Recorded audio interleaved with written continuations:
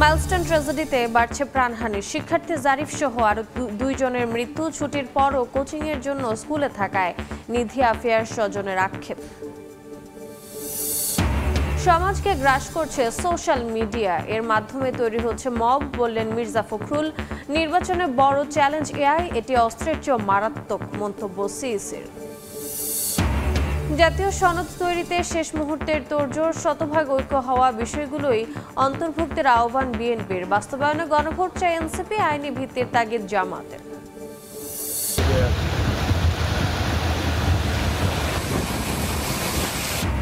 নিম্নচাপের প্রভাবে উপকূলে ঝড়ো হাওয়া, উত্তাল সাগর, ঢেউয়ের তোড়ে ভাঙছে তীর। বিভিন্ন স্থানে গুঁড়ি গুঁড়ি বৃষ্টি, নদ নদীর পানি বেড়ে প্লাবিত নিম্নাঞ্চল। কোম্পানি থেকে টাকা নিয়ে ওই কোম্পানি খারাপ কোম্পানি ওষুধ লিখে দেয়, খাবার দিয়ে হাত থেকে নিয়ে নেয়। চেম্বার থেকে বের হলে প্রেসক্রিপশনের ছবি তোলার হিড়িক। বিভিন্ন ওষুধের নাম লেখাতে উপহার দেওয়ার অভিযোগ। বাড়ছে রোগীর ব্যয়, অনৈতিক চর্চা বন্ধের সুপারিশ কমিশনের।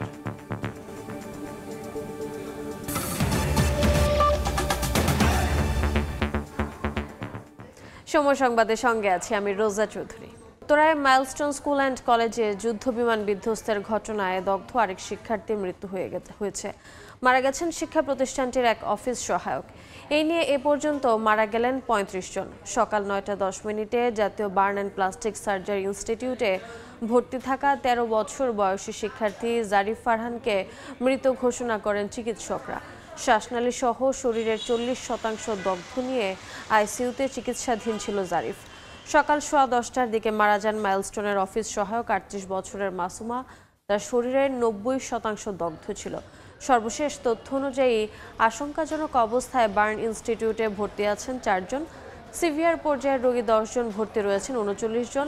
দুপুর ১টার পর মরদেহ হস্তান্তর প্রক্রিয়া শুরু হবে বলে জানিয়েছে বার্ন ইনস্টিটিউট কর্তৃপক্ষ। এই মুহূর্তে জাতীয় বার্ন অ্যান্ড প্লাস্টিক সার্জারি ইনস্টিটিউটে আছেন সহকর্মী আলামিন তুষার এবং মাইলস্টোন স্কুল অ্যান্ড কলেজে আছেন শাকির আহমেদ। শুরুতে সরাসরি প্রথমে যাচ্ছি আলামিন তুষারের কাছে।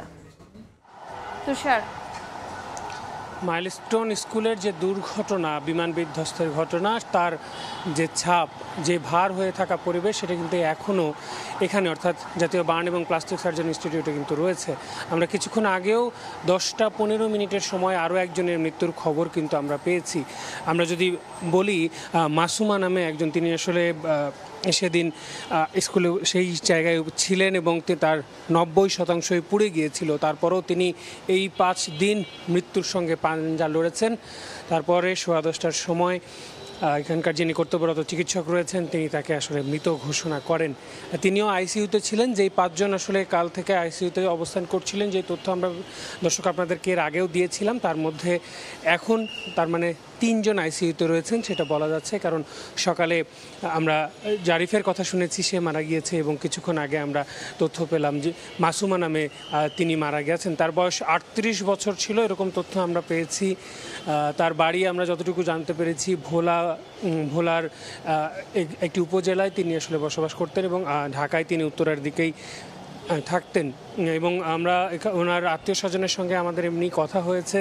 দুইজনেরই জারিফের বাবার সঙ্গে আমার কথা হয়েছে। তিনি বলছিলেন যে আসলে এই যে চাওয়া তাদের এই যে স্বজন হারানোর ব্যথা, সেটা আসলে সে ছাড়া, তার পরিবার ছাড়া আর কারো আসলে বোঝা সম্ভব নয়, এবং এর দায়ভার আসলে তিনি কাকে দিবেন এমনটা আসলে তারা আসলে বলছিলেন। এবং বলছিলেন যে তার যে বাড়ি, রাজবাড়ি, সেখানে আসলে দাফনের চিন্তাভাবনা তারা করছেন, এখনও নিশ্চিত হতে পারেননি। এবং মাসুমার ব্যাপারটাও ঠিক একই, ভোলায় কিন্তু তাকে আসলে নিয়ে যাওয়ার কথা রয়েছে, এরকম তথ্য আমরা কিন্তু এখনও পর্যন্ত পেয়েছি। এবং কিছুক্ষণ আগেও আমরা একটি লাশবাহী গাড়ি ভেতরে প্রবেশ করতে দেখেছি, যেটি আসলে তাদের লাশ নিয়ে যাওয়ার জন্যই নেওয়া হচ্ছে বলে আমরা জানতে পেরেছি। তো এই ছিল এখান থেকে আমার কাছে সবশেষ তথ্য। আমরা চলে যাব মাইলস্টোনে, অর্থাৎ দিয়াবাড়ি এলাকায়। সেখানে আছেন সহকর্মী শাকির আহমেদ।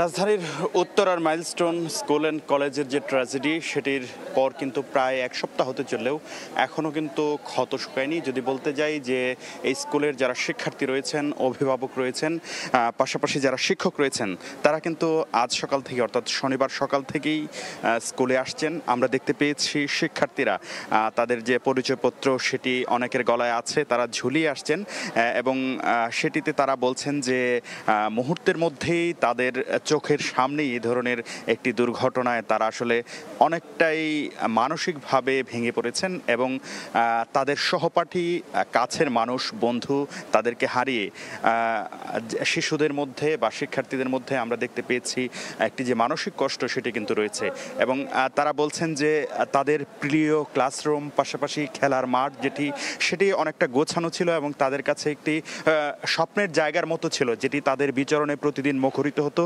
সেই জায়গাটিতে এখন আসলে ধ্বংসস্তূপ। সুতরাং এই বিষয়টি দেখার পর শিক্ষার্থী এবং অভিভাবকরা অনেকটাই আসলে বিষণ্ণ এবং তারা বলছেন দ্রুত সম্ভব এই বিষয়টি যেন তারা কাটিয়ে উঠতে পারেন। সেজন্য তারা বলছেন যে এরকম মানসিক কাউন্সেলিং প্রয়োজন, যেন শিশুরা বিশেষ করে বন্ধু হারিয়েছেন, সহপাঠীদেরকে হারিয়েছেন, তারা যেন সেই বিষণ্ণতাটি কাটিয়ে উঠতে পারেন। বলতে যাই যে এই ঘটনায় কিন্তু তদন্ত কমিটি সেগুলো কাজ করছে। পাশাপাশি আমরা দেখতে পেয়েছি আজকে মাইলস্টোন স্কুল অ্যান্ড কলেজের যে দুটি গেট সেটিতে কিন্তু অন্যান্য দিনের মতোই বন্ধ রয়েছে এবং অনেক অভিভাবক এখানে এসেছেন। তারা বলছেন তারা ভিতরে যাওয়ার জন্য চেষ্টা করছেন বা চাচ্ছেন, কিন্তু কলেজ কর্তৃপক্ষ বলছেন যে আসলে তদন্তের স্বার্থে এখন সেই মাইলস্টোন কলেজের যে গেটগুলো সেগুলো বন্ধ রাখা হয়েছে। তো এই ছিল আমার কাছে রাজধানীর উত্তরার মাইলস্টোন স্কুল অ্যান্ড কলেজ থেকে সেখানকার সর্বশেষ পরিস্থিতি। সরাসরি যুক্ত ছিলাম উত্তরা এবং জাতীয় বার্ন ইনস্টিটিউটে। এবারে অন্য প্রসঙ্গ। সোশ্যাল মিডিয়া সমাজকে গ্রাস করেছে উল্লেখ করে বিএনপি মহাসচিব মির্জা ফখরুল ইসলাম আলমগীর বলেছেন, এর মাধ্যমে তৈরি হচ্ছে মব সংস্কৃতি। রাজধানীর সেগুনবাগিচার সিরডাপ মিলনায়তনে আলোচনায় কথা বলেন। ট্রাম্পের বাণিজ্য শুল্ক নিয়ে সমস্যা উত্তরণে রাজনৈতিক দলগুলোর সঙ্গে আলোচনা জরুরি বলেও মন্তব্য করেন তিনি। প্রতিদিন নেগেটিভ সমস্ত আপনার কথাবার্তা আসছে মিডিয়াতে, বিভিন্ন জায়গায় আলোচনা হয়েছে। আপনার আবার সোশ্যাল মিডিয়া, সেই সোশ্যাল মিডিয়ার যে একটা ভয়াবহতা এই সমাজকে গ্রাস করে ফেলছে। আমাদের ট্রাম্প সাহেবের ট্যারিফ আমাদেরকে অনেক বড় বিপদে ফেলতে যাচ্ছে, সেটা আমরা সাধারণ মানুষ সেটা বুঝতে পারি। এই জিনিসগুলো কিভাবে হ্যান্ডেল করবেন তারা পথ দেখাবেন। একটা কথা বলতে পারি, রাজনৈতিক দল আপনাদের সঙ্গে, জনগণের সঙ্গে এবং দেশের উন্নয়নের জন্য, দেশের একটা সমৃদ্ধ জায়গায় পৌঁছানোর জন্য রাজনৈতিক দল সবসময় আগামী নির্বাচনে এআই একটি বড় চ্যালেঞ্জ বলে মন্তব্য করেছেন প্রধান নির্বাচন কমিশনার এএমএম নাসির উদ্দিন। একে অস্ত্রের চেয়েও ভয়াবহ বলে উল্লেখ করেন তিনি। সকালে খুলনার আঞ্চলিক নির্বাচন কর্মকর্তার কার্যালয়ে মতবিনিময় সভায় তিনি একথা বলেন সিইসি। নির্বাচনের আগে সন্ত্রাস দমন এবং অবৈধ অস্ত্র উদ্ধারে অভিযান চলবে বলেও জানান তিনি। এই ইলেকশনে এই অ্যাবিউজ অফ এআই এটা একটা আমাদের জন্য বড় চ্যালেঞ্জ হিসেবে দেখা দিয়েছে। এখন মডার্ন একটা যুগে এটা একটা মডার্ন থ্রেট আমি বলবো এটাকে। এটা অস্ত্রের চাইতেও মারাত্মক। দেশি বিদেশি বিশেষজ্ঞদের নিয়ে কাজ করছি কিভাবে এটা অ্যাড্রেস করা যায়। নির্বাচন ব্যবস্থার উপরে মানুষের যে আস্থা ফিরিয়ে আনা, এটা একটা বড় চ্যালেঞ্জ আমাদের জন্য, সবচেয়ে বড় চ্যালেঞ্জ এটা। কিন্তু মৌলভীবাজারে জুলাই পদযাত্রা করছেন এনসিপির নেতাকর্মীরা। বিস্তারিত জানাতে সরাসরি যুক্ত হচ্ছেন সহকর্মী আমিনুল ইসলাম। সরাসরি যাচ্ছি তার কাছে। মৌলভীবাজার জেলায় এনসিপির কেন্দ্রীয় নেতাকর্মীরা এসে পৌঁছেছেন।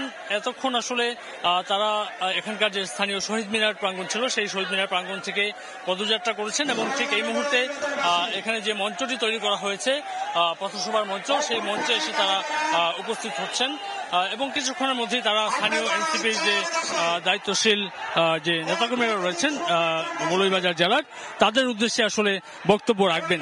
তো এই এলাকাতে এই অনুষ্ঠানটি বাস্তবায়ন করতে স্থানীয় এনসিপির যেসব সদস্যরা রয়েছেন তারা দীর্ঘদিন ধরেই আসলে কাজ করছিলেন, প্রচার প্রচারণা ছিল এবং ঠিক এই মুহূর্তে কেন্দ্রীয় নেতারা এসে উপস্থিত হয়েছেন। জাতীয় নাগরিক পার্টি এনসিপি তাদের যে জন আকাঙ্ক্ষা জানতে সারা দেশেই আসলে চষে বেড়াচ্ছেন এবং তাদের পর্যায় থেকে নানা ধরনের প্রতিশ্রুতি আসলে তারা রাখছেন। যেহেতু সামনে নির্বাচন নিয়ে তাদের একটি লক্ষ্যমাত্রা নির্ধারণ করা হয়েছে এবং দেশের সংস্কারের বিষয়ে তারা ভূমিকা রাখছেন, তো তারা বিভিন্ন জায়গাতে বিভিন্ন প্রতিশ্রুতি দিচ্ছেন। আমরা দেখতে পাচ্ছি জাতীয় নাগরিক পার্টি এনসিপির যে আহ্বায়ক নাহিদ ইসলাম, তিনি হাত নেড়ে আসলে অভিবাদন জানাচ্ছেন স্থানীয় এখানকার নেতাকর্মী যারা রয়েছেন। এর বাইরেও আসলে সদস্য সচিব আক্তার হোসেন রয়েছেন, তারা এখানে এসে উপস্থিত হয়েছেন।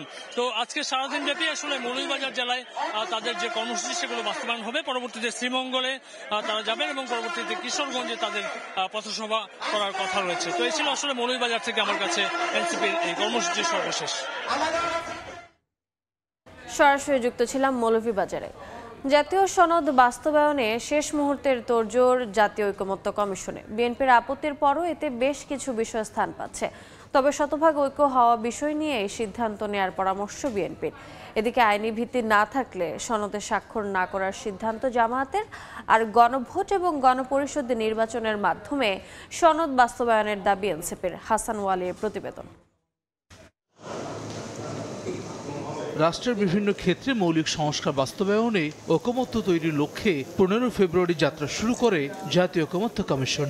এখন পর্যন্ত মোটা দাগে নির্বাচন কমিশন গঠনে সর্বসম্মতভাবে রাজনৈতিক দলগুলোর মধ্যে ঐক্য হয়েছে। এছাড়া জাতীয় সাংবিধানিক ও সংবিধিবদ্ধ প্রতিষ্ঠানের নিয়োগ কমিটি না মানার শর্তে প্রধানমন্ত্রীর 10 বছরের মেয়াদে রাজি বিএনপি। দ্বিকক্ষ বিশিষ্ট সংসদ, তত্ত্বাবধায়ক সরকার ব্যবস্থা ফিরিয়ে আনার মতো বিষয়ে সবাই একমত হলেও এসবের গঠন প্রক্রিয়া নিয়ে রয়েছে মুখোমুখি অবস্থান।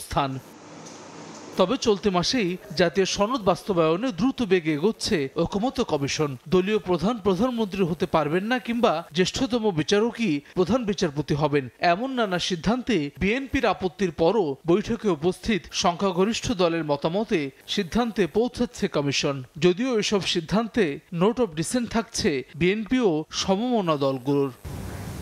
ঐকমত্য কমিশনের অন্যতম এই সদস্য বলছেন, সব বিষয়ে সর্বসম্মতভাবে একমত হওয়া সম্ভব নয়। রাষ্ট্র মেরামতে স্বৈরাচারী কাঠামোর পরিবর্তনে চেষ্টা করছে কমিশন। লক্ষ্য চলতি মাসে জাতীয় সনদ। সর্বসম্মতভাবে সব বিষয়ে একমত হইতে হবে, এটা অবাস্তব, অবান্তর। এটা কোনো সায়েন্স না, এটা একটা দুরূহ প্রক্রিয়া। তবে এসব সংস্কার কোন প্রক্রিয়ায় বাস্তবায়ন হবে তা নিয়ে প্রশ্ন উঠেছে। সনদে মৌলিক সংস্কার অন্তর্ভুক্তকরণ এবং এর আইনগত ভিত্তি থাকলেই স্বাক্ষর করার কথা বলছে জামায়াতে ইসলামী, আর গণপরিষদ নির্বাচনের মধ্য দিয়ে সংস্কার বাস্তবায়নের দাবি এনসিপির। জুলাই সনদের আইনি ভিত্তি কি হবে এটি নিয়ে মূলত একটি বড় ধরনের ডিবেট রয়ে গেছে। সেই জায়গা থেকে অধিকাংশ দলগুলোরই মতামতগুলো হচ্ছে এটাকে হয় গণভোটে হইতে হবে, আমাদের প্রস্তাব হচ্ছে গণপরিষদ নির্বাচন। আমরা জুলাই সনদে স্বাক্ষর করব তখনই যখন মৌলিক বিষয়গুলো এখানে সংযোজন করা হবে এবং এই জুলাই সনদকে আইনগত ভিত্তির এখানে ব্যবস্থা করা হবে। দ্বিমত বা ভিন্নমত সংক্রান্ত বিষয় বাদ দিয়ে শতভাগ ঐকমত্য তৈরি হওয়া বিষয় নিয়েই সনদ তৈরির পক্ষে বিএনপি। দলটির স্থায়ী কমিটির এই সদস্য বলছেন, চাপিয়ে দিলে গণতান্ত্রিক পথ রুদ্ধ হবে। যে যে জিনিসগুলোতে সবাই মিলে এগ্রি হবে সেই সব জিনিসগুলোকেই জনগণের সম্মুখে এনে সেইগুলোকেই গ্রহণ করা হবে। ঐকমত্য কমিশন যদি আমাদের উপর চাপিয়ে দেয় তো সেটা তো আর গণতন্ত্র হলো না। তবে বাস্তবায়ন প্রক্রিয়া নিয়ে এখনো সিদ্ধান্তে পৌঁছাতে পারেনি ঐকমত্য কমিশন। বদিউল আলম মজুমদার বলছেন, কোন প্রক্রিয়ায় সংস্কার বাস্তবায়ন হবে তা ঠিক করবে সরকার। সনদ চূড়ান্ত হলেই শুরু হবে এ সম্পর্কিত আলোচনা। সরকার সিদ্ধান্ত নেবে কিভাবে এগুলো বাস্তবায়িত হবে, এগুলো আমাদের বিষয় নয়। আমাদের বিষয় হলো এই ঐক্যবদ্ধ সৃষ্টি করার কতগুলো সংস্কারের ব্যাপারে, যাতে রাষ্ট্র মেরামত ঘটতে পারে। চলতি বছরের 20 মার্চ থেকে রাজনৈতিক দলগুলোর সঙ্গে সংলাপ শুরু করে ঐকমত্য কমিশন। সংবিধান, নির্বাচন ব্যবস্থা, বিচার বিভাগ, দুদক ও জনপ্রশাসন বিষয়ক সংস্কার প্রস্তাবনা নিয়ে এখন পর্যন্ত 63টি সংলাপ করেছে কমিশন। হাসান ওয়ালি, সময় সংবাদ, ঢাকা। চিকিৎসকের চেম্বার থেকে বের হলে প্রেসক্রিপশনের ছবি তোলার হিড়িক। বিভিন্ন ওষুধের নাম লেখাতে উপহার দেওয়ার অভিযোগও রয়েছে। এতে বাড়ছে রোগীর ব্যয়। অনৈতিক চর্চা বন্ধে সুপারিশ সহ নীতিমালা জমা দিয়েছে স্বাস্থ্য খাত সংস্কার কমিশন। সোহেল কোরেশির ছবিতে সাইফুল ইসলামের রিপোর্ট।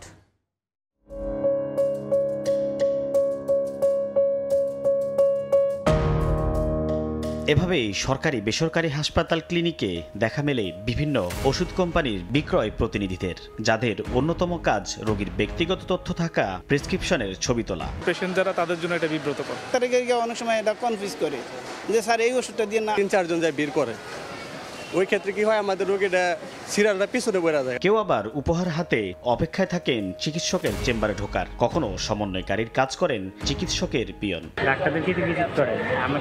রোগীও তাদের স্বজনকে বিরক্ত করে তারা কেন এমন কাজ করেন এর বৃত্তান্ত জানান পরিচয় দিতে অনিচ্ছুক এক বিক্রয় প্রতিনিধি। ডিলিংস যখন হয় তখন তো কোম্পানির একটা দায়বদ্ধতা থাকে, আমার প্রোডাক্টগুলো লেখে কিনা এটা দেখার জন্য অবশ্যই একটা প্রুফ দরকার। তখন এই কোম্পানি তখন তো একটু চাপ দেয়। হরহামেশা চোখে পড়া এমন কর্মকাণ্ডের কারণে প্রেসক্রিপশনে মানহীন ওষুধ লেখা নিয়ে রয়েছে বিস্তর অভিযোগ। অনেকে আছে কি থাবাদি হাত থেকে নিয়ে নেয়, কোম্পানি থেকে টাকা নিয়ে ওই কোম্পানি খারাপ কোম্পানি ওষুধ লিখে দেয়। কোনো নীতিমালা না থাকায় এমন কর্মকাণ্ড নিয়ন্ত্রণ করা যাচ্ছে না বলে দাবি বিভিন্ন হাসপাতাল কর্তৃপক্ষের। হঠাৎ করে ঢুকে বলল এটি আমাদেরকে আপনারা জানাবেন, আমরা চিকিৎসকরা কাউ এরকম করে আমরা ইনশাল্লাহ এটি সতর্ক করে দিব। ডাক্তারের সঙ্গে সম্পর্ক গড়ে তুলে ওষুধ বিক্রি বাড়াতে কোম্পানির পক্ষ থেকে দেওয়া হয় নানান রকম অফার এবং উপহার। প্রয়োজনের বাড়তিটুকু আবার বিক্রি হয় রাজধানীর ব্যস্ততম ফুটপাতগুলোতে।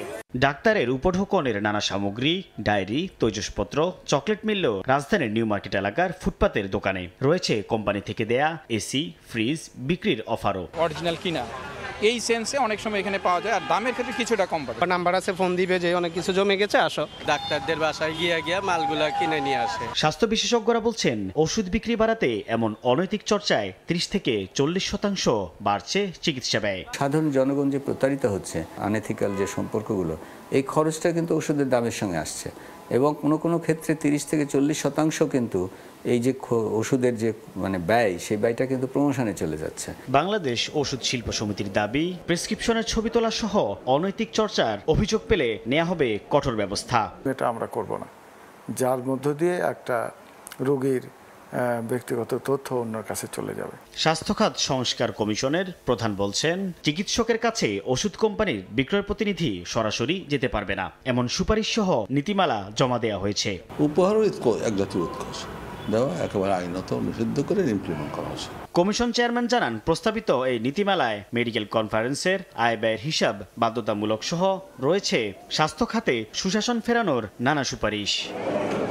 সাইফুল ইসলাম, সময় সংবাদ, ঢাকা। নিম্নচাপের প্রভাবে উত্তাল সাগর, বড় বড় ঢেউ তীরে আছড়ে পড়ায় পটুয়াখালীর কুয়াকাটা সৈকতের বিচ রোড এবং ট্যুরিজম পার্কের অন্তত আধা কিলোমিটার অংশ ভেঙে সাগরে বিলীন হয়ে গেছে। বিস্তারিত জানাতে সমুদ্র সৈকতে আছেন সহকর্মী শিকদার জাবির হোসেন, সরাসরি যাচ্ছি তার কাছে। জাবির, একেতে অমাবস্যা, তার মধ্যে নিম্নচাপ, এর ফলে ফুঁসে উঠেছে বঙ্গোপসাগর, উত্তাল সমুদ্রের ঢেউ আছড়ে পড়ছে কুয়াকাটা সমুদ্র সৈকতে। ঢেউয়ের তীব্র তাণ্ডব লীলায় ইতিমধ্যে কুয়াকাটা সৈকতের বেশ কয়েকটি জায়গা ক্ষতিগ্রস্ত হয়েছে। আমি এই মুহূর্তে রয়েছি কুয়াকাটা সড়কের ট্যুরিজম পার্ক এলাকায়। এখানে দেখতে পাচ্ছেন কুয়াকাটা সৈকত লাগোয়া যে সি বিচ সড়ক, এই সড়কটি ঢেউয়ের তীব্র তাণ্ডবে কিন্তু বিধ্বস্ত হয়ে গেছে। আমরা দেখতে পাচ্ছি এখানে ক্ষত চিহ্ন কিন্তু স্পষ্টভাবেই দেখা যাচ্ছে। শুধু এই কুয়াকাটা সমুদ্র সৈকত নয়, সমুদ্রের যে পানির উচ্চতা 2 থেকে 3 ফুট বৃদ্ধি পাওয়ায় পটুয়াখালীর উপকূলের বেশ কয়েকটি নিম্নাঞ্চল প্লাবিত হয়েছে। বিশেষ করে বেড়িবাঁধের বাইরের যে জায়গাগুলো, সেই জায়গাগুলো কিন্তু পানিতে প্লাবিত হয়েছে। সেই সঙ্গে বিভিন্ন স্থানে বিধ্বস্ত বেড়িবাঁধ বা নাজুক বেড়িবাঁধ দিয়ে পানি প্রবেশ করেও সেখানেও লোকালয় প্লাবিত হয়েছে। আমরা খোঁজ নিয়ে জানতে পেরেছি রাঙ্গাবালির যে বিচ্ছিন্ন দ্বীপ চরমন্তাজ এবং চালিতা বুনিয়া, এই দুটি ইউনিয়নের বেশ কয়েকটি গ্রাম পানির নিচে রয়েছে। গতকাল কিন্তু পানিবন্দী ছিল এবং জ্বরের সময় পানিতে বন্দী থাকে এবং ভাটার সময় তারা আবার শুকায়।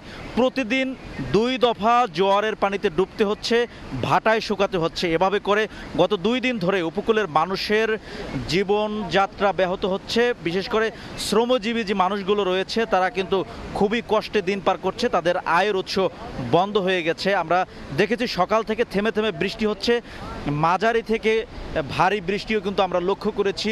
হঠাৎ বৃষ্টি আবার হঠাৎ রোদ, এরকমই কিন্তু একটা অবস্থা আমরা দেখতে পাচ্ছি। হঠাৎ করেই কিন্তু ঝড় হওয়া হচ্ছে, সেটিও কিন্তু আমরা লক্ষ্য করেছি। আমরা দেখতে পাচ্ছি সমুদ্রে এখন কিন্তু জোয়ার শেষের দিকে, ভাটা লাগার সময় এসেছে, তবুও কিন্তু পানির যে উচ্চতা কিন্তু কমছেই না। স্বাভাবিক কারণে ভাটার সময় আমরা দেখতে পাই জোয়ার পানির উচ্চতা কিন্তু অনেকটাই কমে যায়, কিন্তু এখানে অস্বাভাবিক জোয়ারের কারণে ভাটার সময় পানি কমতে সময় লেগে যাচ্ছে, সেটি কিন্তু আমরা লক্ষ্য করেছি। আমরা দেখতে পাচ্ছি এখনও কিন্তু স্বাভাবিক সময় যে জোয়ারে যে পানি থাকে সে পানি কিন্তু এখন ভাটার সময় আমরা দেখতে পাচ্ছি। তো পটুয়াখালীর কুয়াকাটা থেকে আবহাওয়া পরিস্থিতির এই ছিল আমার কাছে সবশেষ। সরাসরি যুক্ত ছিলাম